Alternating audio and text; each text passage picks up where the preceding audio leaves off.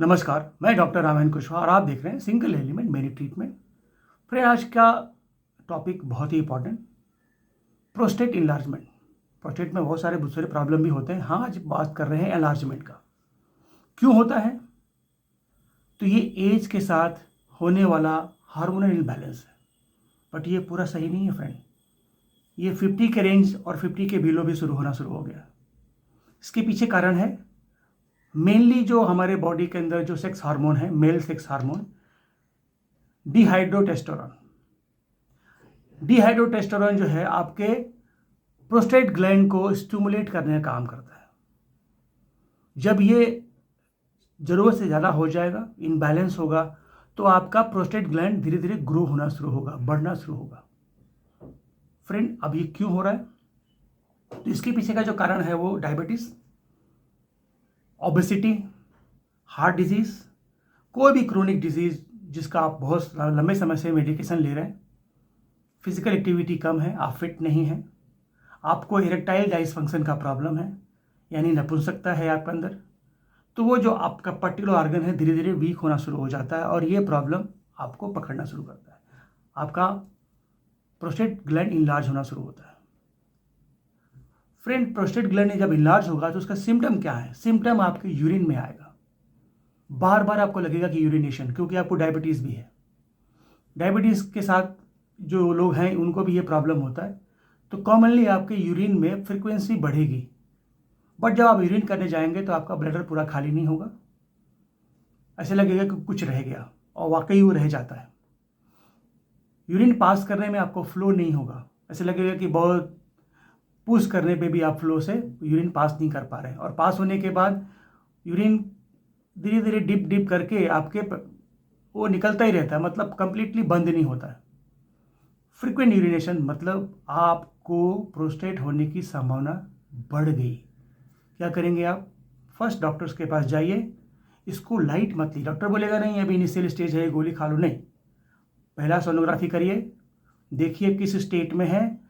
आपको allopathy medicine में जाना है तो आपकी मर्जी, लेकिन मैं जो सजेस्ट कर रहा हूँ कि आप किसी भी तरह की मेडिकेशन में, एलोपैथी मेडिकेशन में जाने से पहले घर में आपको कुछ एक्सरसाइज शुरू करने हैं, जिसका वीडियो मैं आपको दिया हूँ। यही इरेक्टाइल डाइसफंक्शन में भी मैंने आपको बताया है। स्टार्ट करना है कपालभाति, भस्त्रिका, फिर हमने मॉडिफाइड मूल बंद बताया है बॉल के साथ, बटरफ्लाई और भुजंगासन। फ्रेंड, ये तो करना ही पड़ेगा। अगर ये करेंगे तो आपके यूरिन के जो फ्रीक्वेंसी है, जो आपको बार बार आ रहा है, वो कम होना शुरू हो जाएगा। ये एक्सरसाइज देखिए, उसके बाद इसको घर में शुरू करिए अगर आपको सर्जरी से बचना है तो। पेट अंदर, श्वास को रैपिडली बाहर। एक सेकेंड में एक स्ट्रोक। हर स्ट्रोक एक दूसरे के साथ इक्वल होगा। देखिए,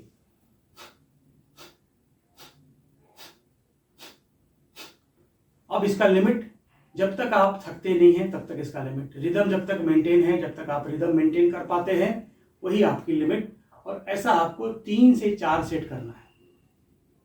अपान वायु शुद्ध होगी, एनर्जी लेवल बढ़ेगा, और साथ में भस्त्रिका, लंग्स ब्रीदिंग, अपान वायु और प्राणवायु दोनों पे काम करना है आपको। देखिए,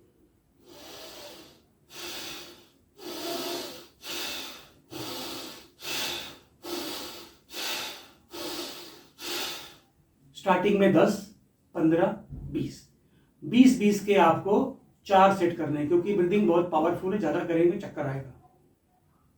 करने के बाद हाथ को रब करना है, चेहरे का पूरा मसाज करना है, आंखें खोल ली, कपालभाति, भस्त्रिका।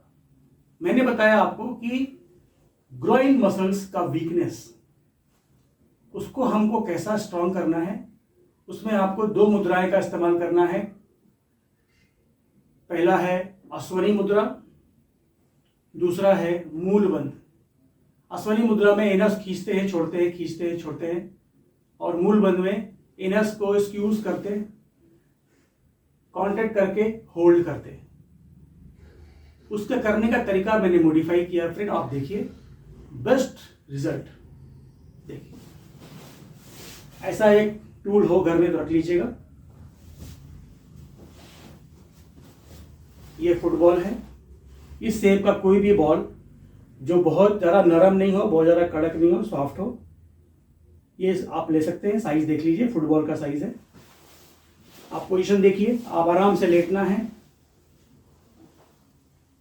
पैर को टेबल के ऊपर रखना है ऐसे, लगभग 1 फीट, 1.5 फीट, 2 फीट का हो तो भी चलेगा,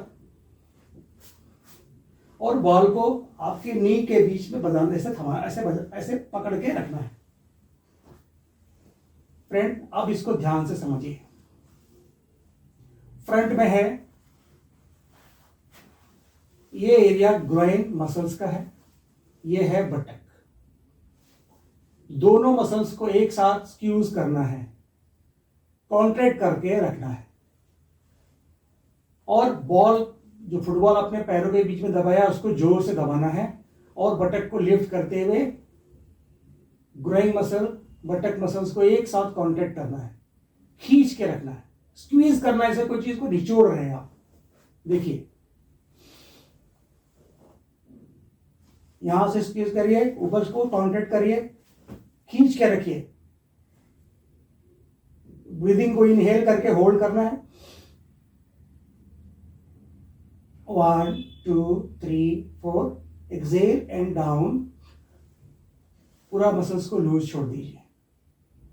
एक बार फिर से समझ लीजिए, बॉल को पैरों के बीच में दबाना है तो आपके मसल्स के ऊपर एक्स्ट्रा प्रेशर आएगा।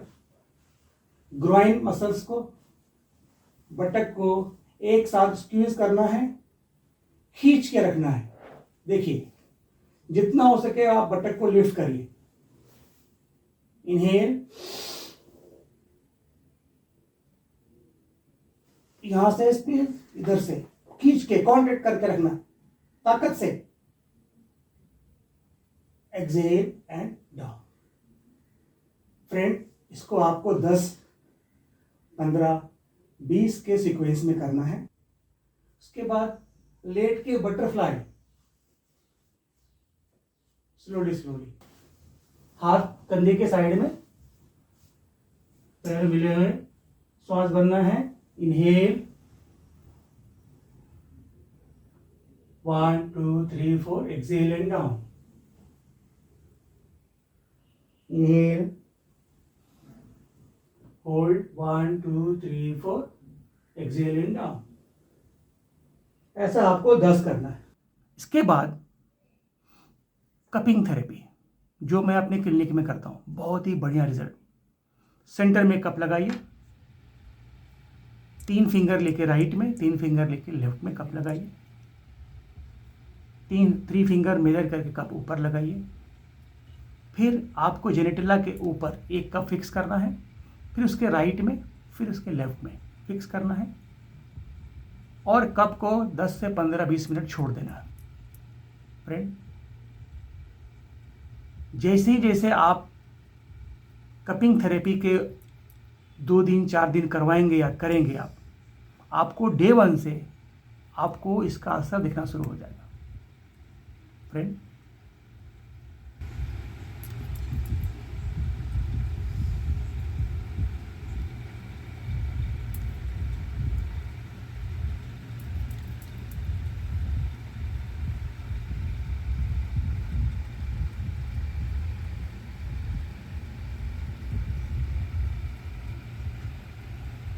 इसके साथ होम्योपैथी रेमेडी भी आती है।